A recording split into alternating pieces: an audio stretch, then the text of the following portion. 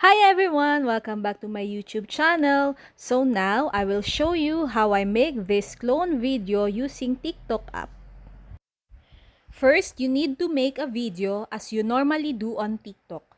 But keep yourself steady for a few seconds before you begin dancing.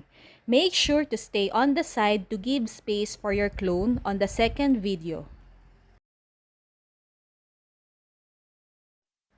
Post your video but change the settings to private.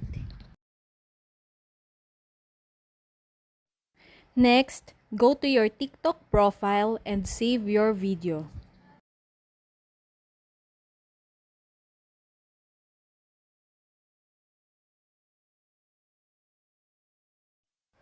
Now, make a second video using green screen effects and select the video that you saved earlier.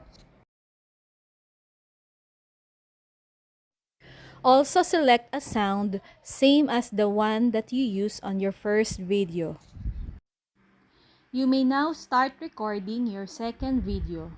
Try to imitate the position on your first video, then move yourself a bit so that it will look like you have a clone dancing at your side.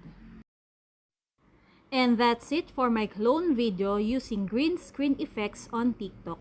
If you like this video, don't forget to hit the thumbs up and subscribe button. Thank you for watching!